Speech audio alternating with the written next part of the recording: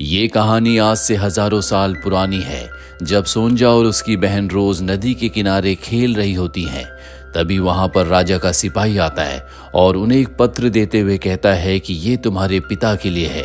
दोनों बहनें पत्र लेकर अपने पिता के पास आती है, जिसे पढ़ने के बाद इनके पिता को पता चलता है कि पासी के राज्य से इनके राज्य का युद्ध शुरू हो गया है। क्योंकि वो राजा के एक सिपाही हैं, इसीलिए उन्हें युद्ध के लिए जाना होगा। रात को अपनी दोनों बेटियों के पास एक रोज रखकर वो युद्ध के लिए चले जाते हैं। 15 साल बीत जाते हैं। सोंजा और रोज अब बड़ी हो चुकी है, जो गुलाब के फूलों से इत्र बनाती है, जिन्हें बेचने के लिए इनकी मॉम मार्केट जाती है। एक दिन जब वो मार्केट से वापस आती है तो अपनी बेटियों को बताती है कि राज्य में लोगों के पास अब खाने तक के पैसे नहीं है, तो वो हमारा इत्र कैसे खरीदेंगे। दरअसल राज्य में युद्ध के बाद बहुत ज्यादा गरीबी आ चुकी है। सोंजा और रोज अपनी मॉम से कहती हैं कि कल से हम मार्केट खुद जाएंगे और इत्र को बेचेंगे। हालांकि उनकी मॉम ऐसा नहीं चाहती, पर वो अपनी मॉम को कन्विंस कर लेती है। युद्ध भी खत्म हो चुका है और अब तक इनके पिता वापस नहीं आए, जिस बारे में सोंजा और रोज अपनी मॉम से पूछती है। वो कहती है कि जल्दी वो वापस आ जाएंगे। साथ ही वो ये भी पूछती है कि हमने शहर में अपना घर क्यों नहीं बनाया, जंगल के बीचों बीच इस गुफा के पास हमारा घर क्यों है। इनकी मॉम बताती है कि कई साल पहले इस गुफा के अंदर एक दुष्ट बौना रहता था, जिसे जादू भी आता था और वो अपने जादू से लोगों को परेशान करता था। तुम्हारे पिता ने उस बौने को हराकर यहाँ से भगा दिया, जिसके बाद हमने गुफा के पास ही अपना घर बनाया। साथ ही चारों तरफ बहुत सारे रोज के पौधे लगा दिए, क्योंकि रोज से बौने हमेशा दूर रहते हैं। वहीं हमें कुछ बौनों को दिखाया जाता है, जिनका सरदार कहता है कि पहले हम गुफाओं में रहते थे, हम लोगों को लूट कर सोना इकट्ठा किया करते थे, लेकिन पिछले कई सालों से हम बाहर खुले में रहते हैं। जल्दी हमें अपने लिए एक नई गुफा को ढूंढना होगा। उसके साथ ही कहते हैं कि हमने कोशिश की थी, लेकिन हमें कोई गुफा नहीं मिली। बौनों का लीडर कहता है कि ये काम मैं अब खुद करूंगा, चाहे इसके लिए मुझे कितना ही दूर जाना पड़े। और अब वो चलते चलते उस जगह पहुंच जाता है जहां पर सोंजा और रोज अपनी मॉम के साथ रहती हैं। वहां पर उसे गुफा दिख जाती है, जिसमें पहले कभी कोई बौना रहा करता था। साथ ही वहां से उसे राजा का महल भी दिखता है। वो पूरी प्लानिंग करता है कि किस तरह से वो राजा के महल से सोना चुरा कर इस गुफा में रखेगा। अगले दिन हमें सोंजा और रोज को दिखाया जाता है, जो राज्य के बाजार में इत्र बेचने के लिए जाते हैं। वहीं खिड़की पर राजकुमार होता है, जो अपने राज्य का हाल देखकर बहुत परेशान होता है। वो अपने पिता, जो कि यहाँ के राजा हैं, उनसे कहता है कि हमारे राज्य की अर्थव्यवस्था पूरी तरह से खत्म हो चुकी है, हमें उनकी मदद करनी चाहिए। राजा अपने मंत्री से बात पूछते हैं। मंत्री उन्हें बताता है कि ये सच है, लेकिन हम उनकी मदद नहीं कर सकते, क्योंकि अगर हमने एक बार उनकी मदद की तो वो पूरी तरह से हम पर निर्भर हो जाएंगे। राजकुमार कहता है कि ऐसे वक्त में हमें अपने लोगों की मदद करनी चाहिए। उसके पिता भी उसकी बात से सहमत होते हैं, जिसके बाद राजकुमार बाजार में सबके सामने आता है और कहता है कि राज्य के खजाने से जल्दी हम सबकी मदद करेंगे, किसानों को बीज मिलेंगे और बाकी प्रजा को अनाज। सोंजा और उसकी बहन रोज राजकुमार की बातें सुनकर उससे बहुत इम्प्रेस हो जाती हैं। आज इन दोनों ने अपना सारा इत्र बेच दिया है, इसीलिए दोनों बहुत खुश हैं। अभी राजकुमार के घोड़े के सामने एक आदमी आ जाता है। दरअसल ये वही बौनों का सरदार है, जो अपना भेष बदल कर यहाँ पर आया है। और जब वो घोड़े के सामने से आगे जाता है तो राजकुमार का घोड़ा आउट ऑफ कंट्रोल हो जाता है। तभी वहां पर सोंजा आती है। वो घोड़े को सहलाती है, जिससे घोड़ा पूरी तरह से शांत हो जाता है। ये देखकर राजकुमार बहुत इम्प्रेस हो जाता है। वो पूछता है कि तुमने ये कैसे किया। वो कहती है कि बचपन से मुझे जानवर बहुत पसंद है, मैं हमेशा उनके साथ घुल मिल कर रहती हूँ, इसीलिए मुझे पता है कि उन्हें कैसे कंट्रोल किया जाता है। राजकुमार इसके बाद सोंजा के साथ डांस करता है, उससे बहुत सारी बातें करता है। वहीं हमें उस जादूगर बौने को दिखाया जाता है, जो अपना भेष बदलकर राजा के पास आया है। वो राजा से कहता है कि मैं पास ही के दूसरे राज्य का एक बहुत बड़ा व्यापारी हूँ, मेरे पास एक ऐसी विद्या है जिससे मैं आपके पूरे खजाने को 3 गुना बढ़ा सकता हूँ। ये सुनकर राजा बहुत खुश हो जाते हैं और बौने को अपने खजाने वाले कक्ष में ले जाते हैं। बौना कहता है कि आपके पास बहुत कम खजाना बचा है, जल्दी मैं इसे 3 गुना कर दूंगा। वहीं बाहर राजकुमार को दिखाया जाता है, जो अपने पिता को पुकारता है। अपने बेटे की आवाज सुनकर राजा बाहर जाते हैं और ठीक उसी वक्त वो बौना अपने असली रूप में आ जाता है और कक्ष में जितना भी खजाना होता है वो अपनी पोटली में भर लेता है। वहीं बाहर राजकुमार को उसके पिता राजा बताते हैं कि हमारे पास आज एक बहुत बड़ा व्यापारी आया है जिसके पास जादू की विद्या है और वो हमारे खजाने को 3 गुना बढ़ा देगा। राजकुमार अपने पिता के साथ खजाने वाले कक्ष में आता है और ये दोनों देखकर हैरान हो जाते हैं कि वहां पर ना इनका खजाना है और ना ही वो व्यापारी। दरअसल वो बौना इनका सारा खजाना लेकर यहाँ से निकल चुका है। कक्ष में एक बौने का स्केच भी होता है जिससे राजकुमार समझ जाता है कि ये बौने का काम है।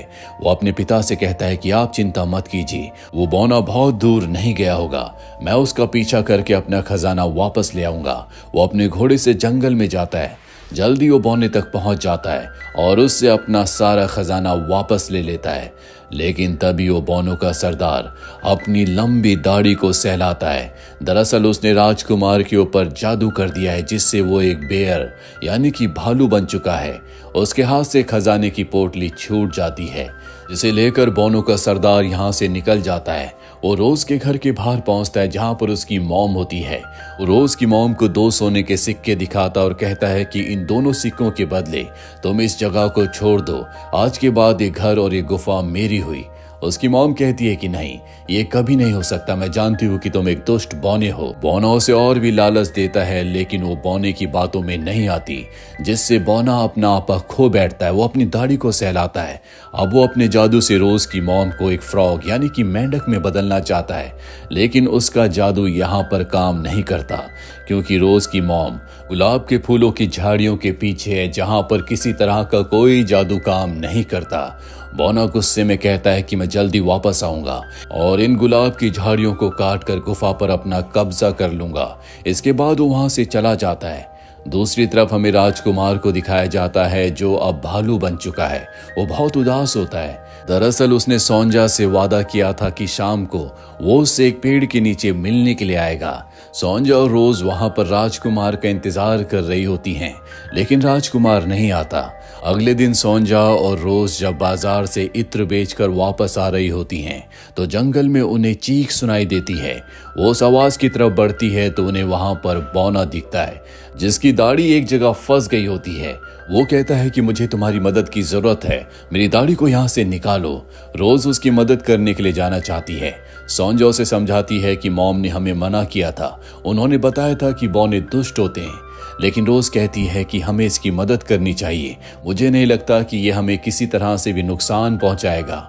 और अब ये उसकी दाढ़ी को वहां से निकालने के लिए कुल्हाड़ी से काट देते हैं जिससे उस बौने को गुस्सा आता है, पर वो इन्हें कोई नुकसान नहीं पहुंचाता और खजाने की पोटली लेकर यहाँ से निकल जाता है। वो जंगल में एक जगह गड्ढा करता है जहां पर वो अपने खजाने को छुपा देता है। तभी उसके मन में आता है कि उसने राजकुमार को भालू बनाया था जो इसी जंगल में घूम रहा है, यानी कि वो उसके लिए खतरा है। उसे किसी भी कीमत पर उसे अपने रास्ते से हटाना होगा। एक बार फिर से वो अपनी दाढ़ी को सहलाता है और अपना भेष बदलकर राजा के पास जाता है जो अपने बेटे राजकुमार के लिए बहुत परेशान होता है क्योंकि कई दिनों से उसकी कोई खबर नहीं मिली। और अब बौना राजा के पास जाकर उन्हें बताता है कि कुछ दिन पहले जब मैं जंगल में था तो मैंने एक बौने को अपना रूप बदलते हुए देखा। वो एक बहुत बड़े भालू में बदल गया। राजा पूछते हैं क्या वहां पर मेरा बेटा यानी कि राजकुमार भी था। वो कहता है कि हाँ, उस भालू ने अपने जादू से आपके बेटे को कहीं छुपा रखा है। अगर आप उस भालू को मार दें तो उस बौने का जादू खत्म हो जाएगा और आपका बेटा वापस आ जाएगा। राजा अपने मंत्री को आदेश देते हैं कि हमारे पास जितने भी शिकारी हैं उन सबको जंगल में भेजो और उस भालू का खात्मा कर दो। और अब कई सारे शिकारी जंगल में भालू को मारने के लिए निकल पड़ते हैं। वहीं बौना अपने असली रूप में आकर रोज और सोंजा के घर के बाहर जाता है। उसके पास एक कैंची है जिससे वो गुलाब की झाड़ियों को काटना चाहता है, लेकिन बहुत कोशिश करने के बाद भी वो उन झाड़ियों को नहीं काट पाता। रोज की मॉम उसे देख लेती है और कहती है कि इसका कोई फायदा नहीं है, तुम इन झाड़ियों को कभी नहीं काट सकते। बौना कहता है कि किसी भी कीमत पर मैं इस गुफा को हथिया लूंगा और गुस्से से वहां से चला जाता है। नदी में बौना जब पानी पी रहा होता है तो उसकी दाढ़ी नीचे पत्थर में फंस जाती है। वो जोर जोर से चिल्लाने लगता है। ठीक उसी वक्त सोंजा और रोज बाजार से इत्र बेचकर वापस आ रही होती हैं। वो बौने की आवाज सुनकर उसके पास जाती है। बोना कहता है कि मेरी दाढ़ी को यहाँ से छुड़ाओ। वो बहुत कोशिश करती है लेकिन दाढ़ी नहीं निकलती, जिसके बाद इन दोनों को एक बार फिर से बोने की कुछ और दाढ़ी को काटना पड़ता है, जिससे बोना एक बार फिर से गुस्से में आकर उन्हें उल्टा सीधा कहकर वहां से निकल जाता है। इन दोनों बहनों को समझ में नहीं आता कि बोना बार बार इन पर गुस्सा क्यों होता है। सोंजा बहुत उदास भी होती है क्योंकि राजकुमार ने उससे वादा किया था कि वो उससे मिलने के लिए आएगा, पर अब तक वो उससे मिलने नहीं आया। पर तभी ये सामने चट्टान में भालू को देखती हैं और हैरान हो जाती हैं। दरअसल इतने सालों में आज पहली बार इन्होंने इस जंगल में भालू को देखा है। ये भालू बहुत शांत और डरा हुआ होता है। उसके हाव भाव से सोंजा समझ जाती है कि वो किसी पर हमला नहीं करना चाहता। तभी यहाँ पर राजा के वो सिपाही और शिकारी आ जाते हैं जिन्हें यहाँ पर राजा ने भालू को मारने के लिए भेजा है। सोंजा उनसे पूछती है कि आप लोग यहाँ पर क्यों आए हैं। वो बताते हैं कि राजा ने हमें इस जंगल में भालू को मारने का आदेश दिया है। जो सुनकर सोंजा को बहुत दुख होता है क्योंकि उसने भालू के एक्सप्रेशंस को देखा था, वो बहुत ज्यादा डरा हुआ था। अगले दिन एक बार फिर से जब ये दोनों के दोनों जंगल में घूम रही होती है, तभी इन्हें बोने के चिल्लाने की आवाज आती है। आज उसकी दाढ़ी एक बहुत बड़े पत्थर के नीचे फंस गई होती है। वो चिल्ला चिल्ला कर इनसे मदद मांगता है। ये दाढ़ी को निकालने की कोशिश करती है लेकिन इसका कोई फायदा नहीं होता और एक बार फिर से इन्हें बोने की दाढ़ी को काटना पड़ता है। बार बार दाढ़ी काटने की वजह से बोने की जो लंबी दाढ़ी थी अब वो बहुत छोटी हो चुकी है, इसीलिए उसे बहुत गुस्सा आता है। वो कहता है कि तुमने मेरी खास दाढ़ी को काट काट कर छोटा कर दिया, मैं तुम्हें इसके लिए सजा दूंगा। ये कहकर वो वहां से चला जाता है। अभी दोनों के दोनों घर पर आ जाते हैं जहां पर ये अपनी मॉम को बताते हैं कि जंगल में राजा के शिकारी भालू को मारने के लिए आए हैं, जो कि मासूम है, वो बेबस है। इसीलिए हम सारे शिकंजे निकाल कर जो उन्होंने भालू को पकड़ने के लिए जंगल में लगाए थे घर ले आए हैं। इनकी मॉम कहती है कि तुमने बहुत अच्छा किया। साथ ही ये अपनी मॉम को बताती है कि आज एक बार फिर से हमें वो बौना मिला था जिसकी दाढ़ी पत्थर के नीचे फंस गई थी। हमें उसकी दाढ़ी को काटना पड़ा, पर जब भी हम उसकी दाढ़ी काटते हैं पता नहीं क्यों वो गुस्सा हो जाता है। इनकी मॉम बताती है कि उसका जितना भी जादू है वो उसकी दाढ़ी में है, इसीलिए वो गुस्सा हो जाता है। जितनी ज्यादा लंबी उसकी दाढ़ी होगी उसका जादू उतना ही बड़ा होगा। वहीं हमें जंगल में अब शिकारियों को दिखाया जाता है जिन्हें भालू दिख जाता है।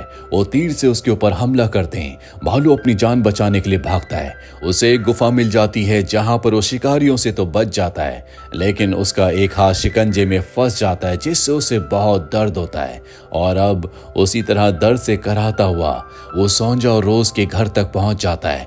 ये दोनों बहनें उसे देखकर अपने घर के अंदर ले आती है जहां पर वो इसके शिकंजे को निकाल देती हैं, लेकिन अब भी उसके हाथ से बहुत खून आ रहा होता है। वहीं मंत्री और जितने भी शिकारी होते हैं वो इनके घर तक पहुंच जाते हैं। सोंजा और रोज की मॉम कहती है कि हमें इस भालू को छुपाना होगा वरना वो सब मिलकर इसे मार देंगे। ये भालू को छुपा देते हैं, जिसके बाद सोंजा की मॉम बाहर जाती है। वो मंत्री से पूछती है क्या हुआ। मंत्री बताता है कि इस जंगल में एक बौना है जिसने भालू का रूप धारण कर रखा है। हम उसी को पकड़ने के लिए तुम्हारे घर तक आए हैं। उसके पैरों के खून के निशान तुम्हारे घर तक आ रहे हैं, इसीलिए हमें तुम्हारे घर की तलाशी लेनी होगी। वो कहती है कि आप तलाशी ले सकते हो। ये घर की तलाशी लेते हैं लेकिन इन्हें वहां पर भालू नहीं मिलता, इसीलिए माफी मांगकर सब के सब यहाँ से चले जाते हैं। सबके जाने के बाद ये भालू को बाहर निकालते हैं, उसके हाथ पर मरहम पट्टी करते हैं, लेकिन सोंजा हमेशा राजकुमार की याद में खोई रहती है। कुछ और दिन बीत जाते हैं। भालू अब पूरी तरह से ठीक हो चुका है। वो सोंजा के साथ डांस भी करता है। दूर चट्टान से बौना देख रहा होता है। उसे पता चल चुका है कि इन्हीं के घर में राजकुमार यानी कि भालू छुपा हुआ है। सोंजा और रोज की मॉम कहती है कि भालू अब ठीक हो चुका है, इसीलिए उसे जंगल में जाना चाहिए। भालू वहां से चुपचाप चला जाता है। अब बौना एक बार फिर से अपना रूप बदलता है और वो सोंजा और रोज के पास आता और कहता है कि मैं एक दूसरे देश का व्यापारी हूँ। मैंने राजकुमार को देखा था, वो हमेशा सोंजा को याद करते हैं। सोंजा कहती है कि मैं उनसे मिलना चाहती हूँ। वो कहता है कि एक शर्त में मैं तुम्हें उनसे मिलवाऊंगा। इन दोनों को वो इन्हीं के घर के पास लाता है। दरअसल आज इनकी मॉम घर पर नहीं है, वो बाजार इत्र बेचने के लिए गई है। व्यापारी कहता है कि तुम्हें अपने घर के सामने से इन सभी गुलाब के पौधों को काटना होगा, जिसके बाद मैं तुम्हें राजकुमार से मिलवा दूंगा। सोंजा अपनी बहन रोज से कहती है कि ये हमारे पिता ने लगाई थी, इसे हम नहीं काट सकते। पर तभी वो बौना, जो कि एक व्यापारी के भेष में है, कहता है कि अगर तुमने इन्हें नहीं काटा तो तुम कभी मां नहीं बन पाओगी। ये सुनकर ये दोनों की दोनों बहनें घबरा जाती हैं और अब रोज तय कर लेती है कि वो इन झाड़ियों को काट देगी। पर इससे पहले कि वो झाड़ियां काटती, सौंजा देखती है कि सामने चट्टान पर भालू है, जो अपनी गर्दन हिलाकर इन्हें झाड़ियां काटने से मना करता है। रोज झाड़ियों को काटने वाली होती है कि सौंजा उसे रोक लेती है, जो देखकर बौना अपने असली रूप में आ जाता है। वो उनसे कुल्हाड़ी छीनकर खुद ही झाड़ियों को काटने के लिए उनके बीच में चला जाता है। ये जादुई झाड़ियां हैं जिसे कभी कोई बौना नहीं काट सकता, किसी का जादू यहाँ पर नहीं चल सकता। और इसीलिए जब वो झाड़ियों को काटने की कोशिश करता है तो वो इन गुलाब के पौधों की झाड़ियों की जादुई शक्ति से जलकर राख हो जाता है, उसका खात्मा हो जाता है। उसके खत्म होते ही भालू एक बार फिर से अपने असली रूप में आ जाता है। दरअसल अब वो इनकी आंखों के सामने राजकुमार बन जाता है। राजकुमार सौंजा के पास आता है और अपने प्यार का इजहार करता है, जिससे सौंजा बहुत खुश हो जाती है। इनकी मॉम भी अब घर वापस लौट चुकी है। राजकुमार के जाने के बाद वो सौंजा और रोज को बताती है कि जब तुम्हारे पिता युद्ध में गए थे तो कुछ ही महीनों के बाद एक पत्र आया था जिसमें लिखा था कि युद्ध में तुम्हारे पिता शहीद हो गए हैं। मैंने ये बात तुम्हें कभी नहीं बताई क्योंकि मैं नहीं चाहती थी कि तुम्हें दुख हो, पर अब इन दोनों को सच्चाई पता चल चुकी है, जिससे इन दोनों को बहुत दुख होता है। जल्दी सौंजा की और राजकुमार की शादी हो जाती है। वही हमें बौनों को दिखाया जाता है जो एक जादुई प्याले में यहाँ पर घटने वाली हर एक घटना को देख रहे होते हैं और कहते हैं कि सरदार ने गलती की, हमें उस गुफा को हथियाने के लिए कोई नया रास्ता, नई तरकीब निकालनी होगी। आपको क्या लगता है, क्या बौने उस गुफा पर अपना कब्जा कर पाएंगे या इन बौनों का भी वही हाल होगा जो इनके सरदार का हुआ था? कमेंट बॉक्स में जरूर लिखें। उम्मीद करते हैं कि ये कहानी आपको पसंद आई होगी।